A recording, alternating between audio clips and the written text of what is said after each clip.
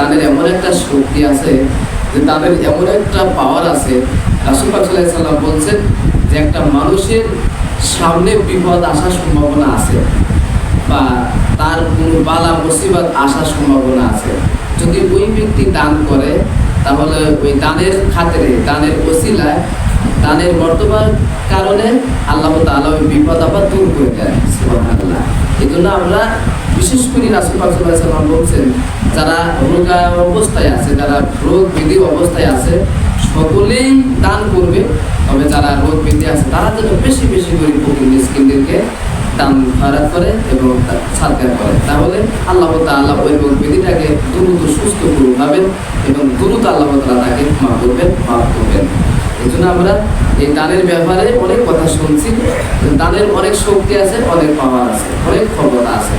এখানে আল্লাহ রাসূল বলেই দিলেন যে এমন একটা বিপদ আসার সম্ভাবনা, সেই বিপদে আসার সম্ভাবনা আছে, কিন্তু দান করার কারণে ওই বিপদটা আল্লাহ তাআলা আটকান না। এবং রাসূল আল্লাহ তাআলা বলছেন, যদি কোনো ব্যক্তি দান করে, হয়তো গোপনে দান করবে, তার প্রতি আমার কোনো কারণে রাগ আছে, ক্ষোভ আছে, কিন্তু সে দান করে, এই দান করার কারণে আমি আল্লাহ তাআলা ওর প্রতি ক্ষোভ থাকে ওটা উঠাই দিই, ওর প্রতি যদি কোনো রাগ থাকে ওই রাগটাও আমি দূর করে দিই, সেই রাগটা তার প্রতি আর আমার থাকে না দান করার কারণে।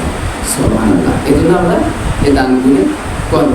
তারপরে রাসূল সাল্লাল্লাহু আলাইহি ওয়াসাল্লাম বলছেন, মানে যারা অপবিত্র থাকবে এই যে দুনিয়াতে, আমরা যে এই যে পবিত্রতা ইমানের অর্ধেক, আমাদেরকে পবিত্রতা অনেক কঠিন একটা জিনিস, আমরা পবিত্রতা অর্জন করব, সবসময় পবিত্র থাকার চেষ্টা করব। যদি কোনো ব্যক্তি ঈশার নামাজ পড়ে, ঈশার নামাজ পড়ার পরে সে সূরা মুলক পড়বে, আয়াতুল কুরসি পড়বে, সূরা ইখলাস 3 বার, সূরা ফালাক 3 বার, সূরা নাস 3 বার, এবং ওযুর সাথে শুবে, ওযুর সাথে সে শুয়ে থাকবে, আর সে আস্তাগফিরুল্লাহ বলতে বলতে সে ঘুমায় যাবে, বা অথবা দরুদ শরীফ বলতে বলতে সে ঘুমায় যাবে। এই অবস্থায়, ওযু অবস্থায় এই আমলগুলি করে এবং সে ওযু অবস্থায় যদি সে শুয়ে থাকে, সারা রাত সে নামাজের সওয়াব পাবে। সুবহানাল্লাহ।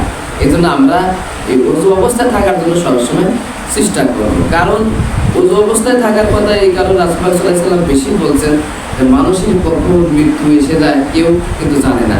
এই জন্য তোমাদের পবিত্র অবস্থায় যাতে মৃত্যু হয়, পবিত্র ওযু অবস্থায় যাতে মৃত্যু হয়, এটা আল্লাহ তাআলার কাছে চাবেন যে আল্লাহ আমার যেন ওযু অবস্থায় মৃত্যু, আমার যেন পবিত্র অবস্থায় মৃত্যু হয়, আমি যখন মৃত্যু হবে তখন অপবিত্র আমি না থাকি, ওযু ছাড়া যেন না থাকে। এই জন্য সবসময় ওযু অবস্থায় থাকার জন্য চেষ্টা করবে।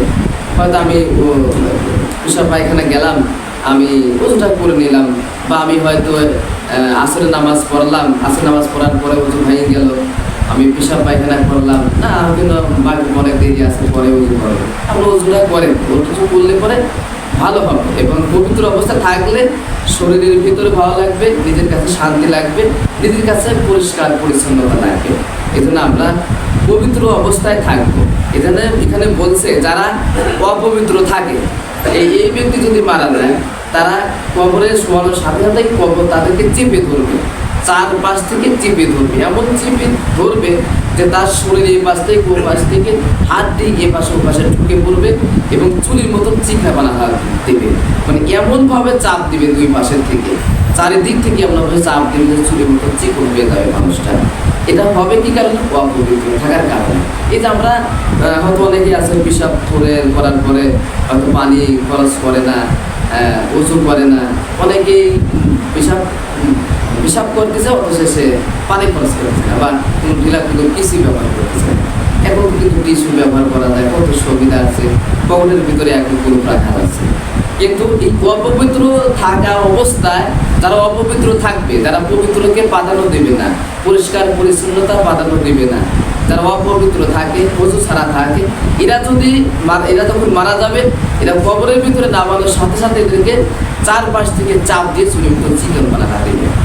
তাহলে বোঝেন যে অপবিত্রতা কত বড় একটা, মানে রাসূল পাক সাল্লাল্লাহু আলাইহি ওয়াসাল্লাম বলছেন যে অপবিত্র যারা থাকে, যারা অপবিত্র থাকে, কিয়ামতের মাঠে কবরের ভিতরে বেশিরভাগ শাস্তি হবে একটা কারণে, সেটা হচ্ছে অপবিত্র থাকার কারণে। আপনি ফরজ গোসল আপনি আদায় করলেন না ভালো করে, আপনি যে ফরজগুলি, যে ফরজ যে ফরজের যে গোসলের যে 3টা ফরজ আছে, আপনি ফরজ গোসল করতে গেলেন কিন্তু সেই 3টা ফরজ আপনি আদায় করলেন না, বা ওজুর ফরজ আপনি আদায় করলেন না, তাহলে আপনার ওজু হলে কীভাবে? আপনার গোসলটা কীভাবে হইল? সারাদিন করে গোসল দিচ্ছেন কিন্তু ওজুর ফরজ সে আদায় করলেন না। সে ওজুর যে 3টা ফরজ, গোসলের যে 3টা ফরজ আছে, যে ভালোভাবে কুলি করা, নাকে পানি দেওয়া, সমস্ত শরীর ভালোভাবে গোসল করা, এই যে ভালোভাবে কুলি করা মানে আপনি যখন কুলি করবেন পানিটা যাতে গলার ভিতরে যায় এবং আমার যতদূর মানে প্রয়োজন ততদূর যেন যায়, এটুকু আমার খেয়াল রাখতে হবে, তাহলে আমার গোসলের ফরজ আদায় হয়ে যাবে। তারপর নাকে পায়ে দেওয়া, নাকের এই নরম অংশ পর্যন্ত আপনার নাকের ভিতরে পানি ঢুকাই দিতে হবে, মানে এমনভাবে পানি আবার ঢুকা দেবেন না যে আপনার সমস্যা হবে, প্রকৃতি জন্মায় যাবে, ওই রকম না। আমার নিজের একটা পরিমাণ আছে, নিজের একটা সামঞ্জস্যের ভিতরে রাখে নাকের নরম অংশ পর্যন্ত পানি পৌঁছে দিতে হবে। এটা যদি গোসলের ভিতরে করতে পারি তাহলে আমার গোসলের খরচ আদায় হয়ে যাবে। আর সমস্ত শরীর ভালোভাবে ধৌত করতে হবে, মানে কোনো জায়গায় যেন পানি মতো লাগে নাই বা পানির মানে পৌঁছায় নাই, এরকম যেন না হয়। হয়তো যার দাড়ি ঘন সেদিনও দাড়িটা ভালো করে ক্লিয়ার করে দেয়, যার চুল আছে ঘন সেদিনও চুলটা ভালো করে নাড়াচাড়া করে দেয়, যাতে গোসলের পানি সমস্ত শরীরে পৌঁছায় এবং পরিষ্কার পরিচ্ছন্নতা যাতে আদায় হয়। এই জন্য আমরা অপবিত্র অবস্থায় থাকবো না। তো অপবিত্র অবস্থায় যদি থাকে তাহলে মৃত্যুর পরে কী হবে? এই কবর চারিপাশ থেকে চাপতে ধরবে, এমন চাপ দিবে, এমনভাবে চাপ দিবে যে চুলের মতন জীবন বানা হবে। এই জন্য অপবিত্র অবস্থায় থাকা যাবে না। এবং আমার যে বাড়ি যে ঘরগুলি আছে এই ঘরগুলি পরিপাটি পরিষ্কার পরিচ্ছন্নতা রাখতে হবে। এটা হচ্ছে ঘর পরিষ্কার করা, কাপড় চোপড় পরিষ্কার করা, নিজেকে পরিষ্কার করা, এসব হচ্ছে ইমানের অর্ধেক। মানে পরিষ্কার পরিচ্ছন্নতা, যেই ঘর সবসময় পরিষ্কার পরিচ্ছন্নতা থাকে ওই ঘরের ভিতরে আল্লাহ তাআলার রহমতের ফেরেশতা প্রবেশ করে। আর যেই ঘরের ভিতরে অপবিত্রতা থাকে, যে ঘর অপবিত্র থাকে, পবিত্র থাকে না, অপরিচ্ছন্নতা থাকে, অপরিপাটি, অপরিষ্কার থাকে, আপনার সব কিছু জিনিস কানে পড়ে আছে, এর কোনো মানে আপনার পোষানো কিছুই করায় নেই। এর অনেক স্ত্রী আছে যত হয়তো ঘুমে থেকে উঠলো নাস্তা বেলার পরে যায় সেই বিছনাটা হয়তো সে ঝাড়ু দেয় না, এটা কিন্তু সুন্নাত না। সুন্নাত হচ্ছে কোনটা? যখনই সে ঘুমে থেকে উঠবে, ঘুমে থেকে ওঠার পরে সে নামাজ কালাম করবে, নামাজ কালাম সারার পরে সে কি করবে? সে বিছনাটা পরিষ্কার করবে, ঘরটা পরিষ্কার করবে, উঠানটা পরিষ্কার করবে। এইটা হচ্ছে সুন্নাত। এই সুন্নাত, এই পরিষ্কার পরিচ্ছন্নতা যারা করবে এটা হচ্ছে ইমানের অর্ধেক এবং ইমানের অংশ। এই পরিষ্কার পরিচ্ছন্নতা আমাদেরকে করতে হবে। শুধুমাত্র আমি নিজেই পরিষ্কার হলাম তা না, আমার পরিবারটা সকলকেই পরিবারের মধ্যে রাখতে হবে। আপনার কাপড়ের চোপড় যা আছে ওইটাই পরিষ্কার পরিচ্ছন্নতা রাখতে হবে এবং পরিষ্কার পরিচ্ছন্নতা অবস্থায় রেখে আপনি নামাজ কালাম করবেন এবং ঘরটাও ক্লিন করবেন, পরিষ্কার করবেন, বাড়িটাও ক্লিন করবেন, পরিষ্কার করবেন। এই পরিষ্কার পরিচ্ছন্নতা ইমানের অর্ধেক, ইমানের অংশ। কিন্তু অপবিত্র থাকা যাবে না, এটা আমাদেরকে খেয়াল রাখতে হবে। তো তারা অপবিত্র থাকবে, এর পিসাবগুলো অনেকেই পানি দেয় না, এটা আমার কত বড় খারাপ, এ কত বড় নিকৃষ্ট এটা। অথচ রাসূল বলছে যে পিসাব গায়ে লাগার কারণে মানুষ বেশি শাস্তি পাবে কিয়ামতের মাঠে। কিয়ামতের দিন মানুষ বেশি শাস্তি পাবে পিসাব তার গায়ে ছিটে লাগার কারণে। এই পিসাব নামক যে পানি, যে নাপাক পানি, এইটা গায়ে যখন আপনি দেওয়ালে বা কোনো জায়গায় আপনি পাকা পোশাক কিনে আপনি পোশাক করতেছেন, সেই পিসাবটা আমার ছিটে ফিরে আমার গান থেকে আসতেছে কিনা এটা আমাদেরকে খেয়াল রাখতে হবে। যদি পিসাব যদি আমার গায়ে লেগে থাকে, পিসাব যদি আমার গায়ে কোনো কারণে মানে এখন সরিষা পরিমাণ আছে আমার জুব্বায় লাগছে বা আমার লুঙ্গিতে লাগছে, আমি তো উজু করলাম কিন্তু আমার যে জুব্বায় লাগছে এটা তো আমি পরিষ্কার করলাম না, আমার যে লুঙ্গিতে লাগছে এটা তো আমি পরিষ্কার করলাম না, আমার যে গায়ে যে লাগছে আপনি পরিষ্কার করলেন, কিন্তু আমি তো মনে করছি না আমি পিসাব দিয়ে আসলাম, উজু করলাম, পরিষ্কার হয়ে গেলাম। রাসূল সাল্লাল্লাহু আলাইহি ওয়াসাল্লাম বলছে যখন তুমি পিসাব পায়খানা করতে বসবে খুব সতর্কতা অবলম্বন করতে হবে। পিসাব করার সময় খুবই সতর্কতা অবলম্বন করতে হবে, যাতে আমার কোনো যাতে আমার পিসাবের পানি যাতে আমার কাছে ছিটে না আসে, আমার গায়ে যাতে ব্যাগ না আসে, ফিরে না আসে, এটা আমাদেরকে খেয়াল রাখতে হবে। কিন্তু ওই অবস্থায় নামাজ পড়ি, নামাজ হবে না, তো পরিষ্কার পরিচ্ছন্নতা ছাড়া তো নামাজ হবে না। এই জন্য আমাদেরকে পরিষ্কার পরিচ্ছন্নতা সবসময় থাকতে হবে, এটা আমাদের ইমানের কাজ এবং ইমানের অর্ধেক, ইমানের অংশ। তারপরে রাসূল পাক সাল্লাল্লাহু আলাইহি ওয়াসাল্লাম বলছেন 6 নম্বরে যে হক না দিয়ে মারা যাওয়ার জন্য কবরে সাপে মানে যারা হক মানে হক অন্যের হক যারা নষ্ট করবে, হক আদায় করে দেবে না, এরা মৃত্যুর পরে তাদেরকে সাপে ধ্বংসন করবে। এই হকের ব্যাপারটা আমি কারো হক যাতে মানে না খাই, আমি তার হক কারো বঞ্চিত না করি, এদিকে আমাকে খেয়াল রাখতে হবে। আমি কারো হক আমি মেরে খাবো না, আমি কোনো মানুষের হক আমি মেরে খাবো না, একটা মানুষের হক আছে সেটা আমি মেরে খাবো না, এদিকে আমাকে খেয়াল রাখতে হবে। যে হক যারা নষ্ট করে দেয় বা হক যারা মেরে খায় এদেরকে কবরের মধ্যে শাস্তি হবে, সাপে সবসময় সাপ ধ্বংসন করবে কেমন করবে। তারপরে রাসূল পাক সাল্লাল্লাহু আলাইহি ওয়াসাল্লাম বলছেন যে কোরআন ভুলে যাওয়ার কারণে অন্ধকার অবস্থায় থাকবে। মানে যারা যে ব্যক্তি কোরআন শরীফ পড়া শিখছে বা সে কোরআন পড়তে পারে কিন্তু কোরআন পড়া ভুলে গেছে, এই সব ব্যক্তিরা কবরের ভিতরে অন্ধ অবস্থায় থাকবে। যারা কোরআন শরীফ পড়া ভুলে গেছে, অনেকেই আছে কোরআন শরীফ পড়া শিখছে, কষ্ট করে পরিশ্রম করে সে কোরআন শরীফ পড়া শিখলো, কিন্তু সেই কোরআন শরীফ পড়াটা সে কী হয়ে গেছে, ভুলে গেছে। 1 মাস পরে 2 মাস পরে সে আর কোরআন শরীফ পড়তে পারে না, দেখেও পড়তে পারে না, সে ভুলে গেছে। এই সব ব্যক্তিদেরকে কবরের ভিতরে শাস্তি হবে কি, তারা অন্ধ থাকবে কবরের ভিতরে। তাহলে কবরের ভিতরে যে অন্ধ থাকবে কিয়ামত পর্যন্ত, শুধু কোরআন সে পড়ছে বা কোরআন পড়া শিখছে কিন্তু ভুলে গেছে। অনেক মানুষ আছে কোরআন শরীফ পড়া শিখছে আর জীবনে ওনার দিকে খেয়াল করা নাই, ওই যে তাকের উপরে রাখছে, ওই যে সুকের উপরে রেখে দিয়েছে, ময়লা পড়ে গেছে, আপনার আবসা পড়ে গেছে। অথচ আপনার ঘরে টিভি আছে, টিভির যে কভারটা সপ্তাহে সপ্তাহে পরিষ্কার করে, ওই যে মেহমান আসবে, ওই যে মানুষজন আসবে, কি বলবে টিভিটা পরিষ্কার নাই, টিভির কভারটা পরিষ্কার নাই, আর যেটা তোমার পাশে থাকবে, যেটা তোমার সাহায্য করবে সেটা তুমি পরিষ্কার করলে না, আর যেটা তোমাকে জাহান্নামে টানিয়ে যাবে সেটা তুমি পরিষ্কার করে রাখতে যাও, সেটা তুমি বেশি আদর করতে যত্ন করতে চাও, সে বেশি পরিষ্কার করে তুমি রাখলে, অথচ সে নেবে তোমাকে জাহান্নামে, আর কোরআন নেবে তোমাকে জান্নাতে, আর সেই কোরআনটাই তুমি রক্ষণাবেক্ষণা করলে না, সেই কোরআনটাই তুমি পরিষ্কার রাখলে না, কোরআনটার উপরে ময়লা পড়ে গেছে, তার সেই কোরআনটা আদর করলে না, সেই কোরআনটা চুমি খেলে না, মহব্বত করলে না। অথচ রাসূল পাক সাল্লাল্লাহু আলাইহি ওয়াসাল্লাম বলছেন এই কোরআন যে ব্যক্তি বেশি বেশি করে তিলাওয়াত করবে কিয়ামতের মাঠে কবরের ভিতরে কোরআন তাকে সাহায্য করবে, কোরআন তাকে পাশে দাঁড়াবে। সুবহানাল্লাহ। এই জন্য যারা কোরআন শরীফ পড়া ভুলে গেছে এদের কিন্তু কিয়ামতের মাঠে বা কবরের ভিতরে অন্ধ অবস্থায় থাকা লাগবে, যারা কোরআন শরীফ পড়া ভুলে গেছে। এখন যদি আমরা মনে করি না আমরা কোরআন শরীফ পড়া পারি কি জানি, তাহলে আমরা একদিন বাঁচে গেছি। আল্লাহ রাসূল বলছেন যে ব্যক্তি কোরআন শরীফ পড়া জানে আর যে ব্যক্তি জানে না সে কখনো সমান হতে পারে না। যে ব্যক্তি কোরআন শরীফ পড়া পারে আর যে ব্যক্তি কোরআন শরীফ পড়তে পারে না, এই দুইজনের ভিতরে একজন, দুইজনই এক জায়গায় থাকবেন। আল্লাহ তাআলা ও যে ব্যক্তি কোরআন শরীফ পড়া জানে তাকে সম্মান বেশি দিবেন, আর যে ব্যক্তি কোরআন শরীফ পড়া জানে না তার সম্মান আল্লাহ তাআলা দিবেন না। তাহলে আমার সম্মানের দরকার আছে না, আমার তো সম্মান দরকার আছে। তো কোরআন যদি যে ব্যক্তি কোরআন বেশি বেশি তিলাওয়াত করবে, কোরআন পড়বে, আল্লাহ তাআলা তার মর্যাদা বাড়ায় দেবে। কেন বাড়াবে না? এই কোরআন যদি আপনার যে কোরআনটা আপনার যে কাঠের উপরে রাখেন, যে রিহালের উপরে রাখেন, রিহালটা পড়ে গেলে শ্রমি খায়, রিহালটা পড়ে গেলে আদর করতেছে বা তাড়াতাড়ি উঠাতেছে, কি কারণে? ওই যে রিহালটা কোরআনের সাথে স্পর্শ লাগার কারণে, তাই ওই কাঠের দাম বাড়িয়ে গেছে। অথচ আপনার ঘরে 50,000 টাকা দাম খাট আছে, আপনার ঘরে 1 লক্ষ টাকা টাকা সুকেস আছে, সুকেসের কিন্তু আপনি লাথি লাগিয়ে চুপি খাচ্ছেন না, আর সামান্য একটু কাঠ, সেই কাঠটা কোরআনের সাথে আছে তাই পড়ে গেছে, হাতে থেকে ছুটে পড়ে গেছে, আপনি ছবি খাচ্ছেন। কি কারণে?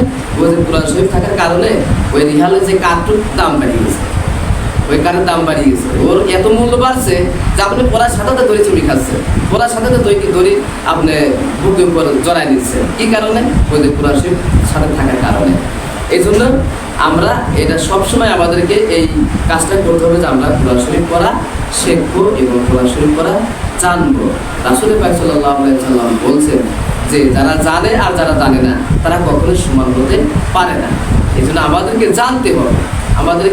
জানতে হবে এবং বুঝতে হবে এবং গবেষণা করতে হবে।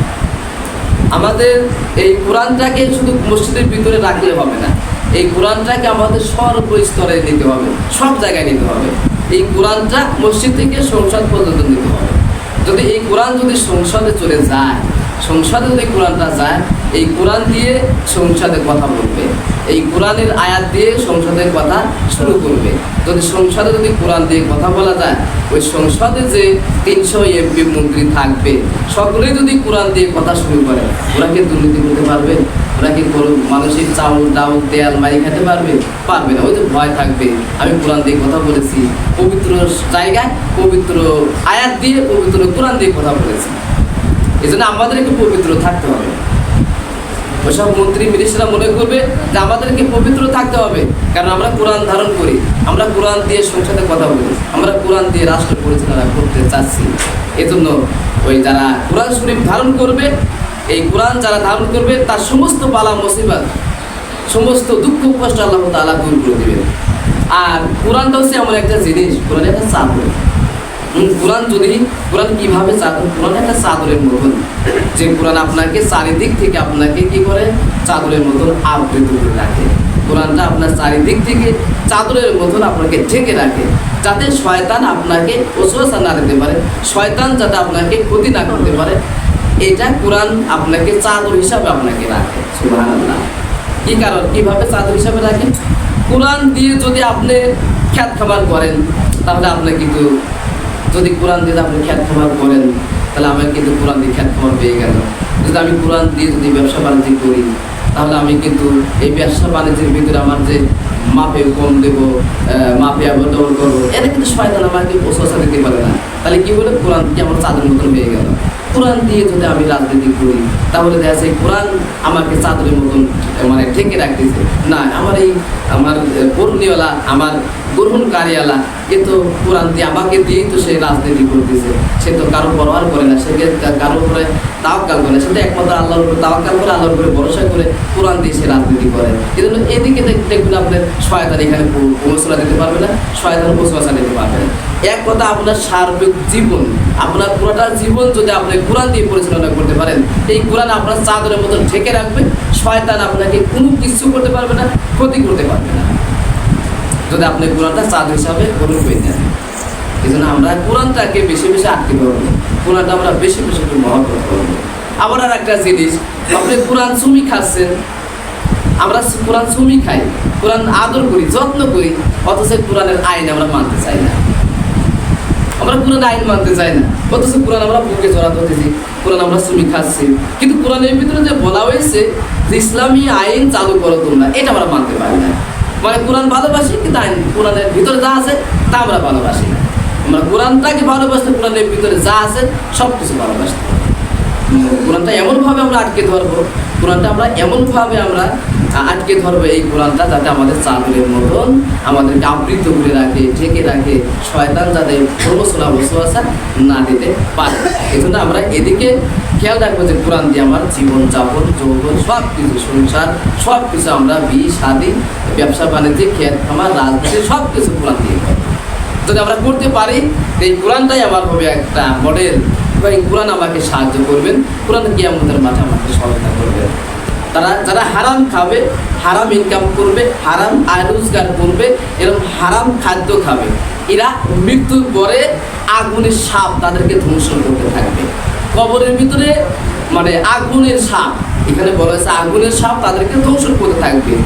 যে তুমি তো হারাম খাদ্য খাইছো, তুমি তো হারাম ইনকাম করছো, হারাম রোজগার করছো, তোমার ভিতরে তো কোনো হালাল কিছু নাই, হালাল কিছু নাই। তো এই জন্য এই আগুনের সাপ তার কবরের ভিতরে শাস্তি দিবে যতদিন সে কবরে শুয়ে থাকবে, যতদিন সে কবরে শুয়ে থাকবে। এই জন্য যারা মারা গেছে তারা বলতেছে আল্লাহ কিয়ামত দিয়ে দাও, কারণ কিয়ামতের পরে হিসাব নিকাশ হবে, তো কিয়ামতের দিন হিসাব নিকাশ হবে, এই হিসাব নিকাশের আশায় তারা আছে যে আল্লাহ যদি তুমি কিয়ামত তাড়াতাড়ি দিয়ে দাও। তাহলে আমরা আছি ঠেলাঠেলির ভিতরে, যারা মায়ের পেটে আছে তারা বলছে তোমরা জায়গায় খালি করো, আর যারা কবরে আছে তারা বলতেছে তোমরা তাড়াতাড়ি চলে আসো, কিয়ামত হয়ে যাক।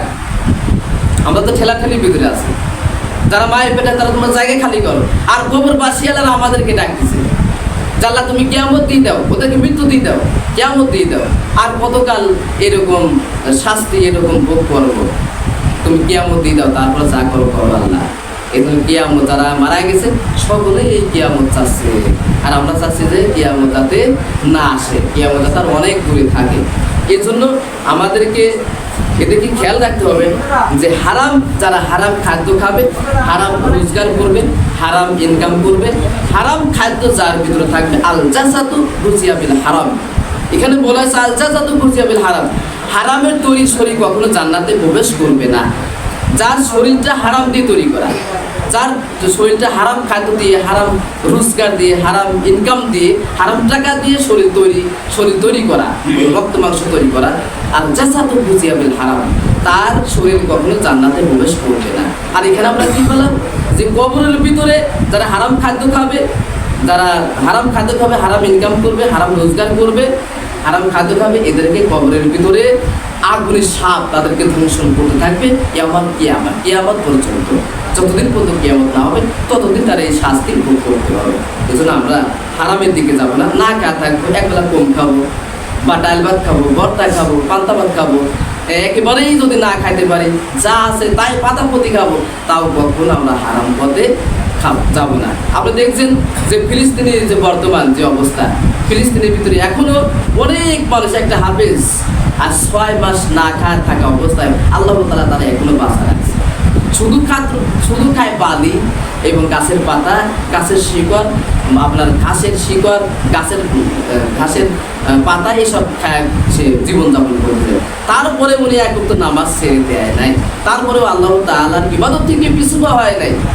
তো তার যে জান্নাত পাবি, আর আমি যে কত শান্তিতে নামাজ পড়তেছি, কত আরামে নামাজ পড়তেছি, আমার বেস্ট আর ওর বেস্ট থেকে সমান হবে? কখনো না। এই জন্য তারা যে ইসলামের জন্য যে যত কষ্ট করবে, যে যত কষ্ট স্বীকার করবে, আল্লাহ তাআলা তার তত পুরস্কার বেশি দিবেন।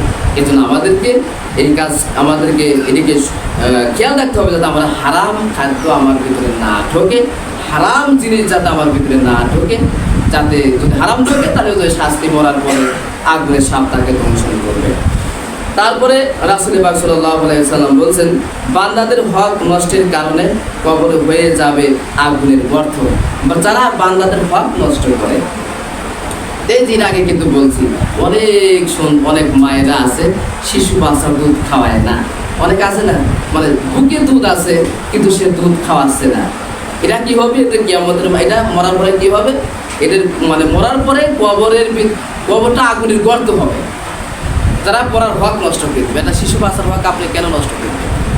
আপনার বুকে দুধ দিয়ে, সেটা ওষুধ, এটা রোগের প্রতিষেধক, এটা হচ্ছে বাচ্চাদের পুষ্টি, এবং এটা বাচ্চার রোগ প্রতিরোধ ক্ষমতা মানে বাড়ায় দেয়, এবং এর কোনো রোগ সহজে ধরতে পারে না, এর ব্রেন শক্তি বাড়ায়, এর শরীর স্বাস্থ্য বাড়ায়, এর হাড্ডি শক্ত করে, এর গায়ের মাংসগুলি পুষ্ট করে তোলে, মজবুত করে তোলে। আর অথচ বুকে দুধ আছে, অথচ সে কী করতেছে? রোজানি করে খাওয়া দিয়েছে, টাকার অভাব নাই তো, অথচ বাচ্চার হক নষ্ট করে দিচ্ছে। তো যারা মানুষের হক নষ্ট করবে, এই হক যারা নষ্ট করবে, এই হক যারা মেরে খাবে, হক যারা নষ্ট করবে, এদেরকে যখন মারা যাবে, এদের কবরটা হবে আগুনের গর্ত, এদের কবরটাই হবে আগুনের গর্ত। এই জন্য আমরা যদি কারো হক নষ্ট না করি, কারো হক আমরা নষ্ট করবো না, কারো হক আমরা মেরে খাবো না, কারো হক আমরা জবরদস্তি করবো না, কারো হকের উপরে আমরা আঘাত করবো না, এইগুলি যদি আমাদের ভিতরে না থাকে। এই জন্য আমাদেরকে খুব সাবধানের সাথে এই চলতে হবে, যাতে আমার দ্বারাই কারো হক নষ্ট না হয়ে যায়। আপনি এতটুকু মনে করবেন, আপনি আমল বেশি করা দরকার নেই, এতটুকু মনে করুন যে আল্লাহ, আমার দ্বারায় যদি কারো উপকার না হয়, কিন্তু আমার দ্বারায় যেন কারো ক্ষতি না হয়, এতটুকু আপনি চিন্তা ভাবনা করেন যে আমার দ্বারায় কারো উপকার না করতে পারলাম, কিন্তু আমার দ্বারা যেন কারো ক্ষতি না হয়ে যায়, এতটুকু আপনি চিন্তা ভাবনা করবেন। তাই আপনি ইমানদার, তাই আপনি একবারে মানে ক্লিন নামক একদম পরিষ্কার ইমানদার। তো যাই হোক, আমরা এদিকে আমরা খেয়াল রাখবো যে আমাদের দ্বারায় যেন কোনো অন্যায় এবং খারাপ খাদ্যবাদ আমার না আসে।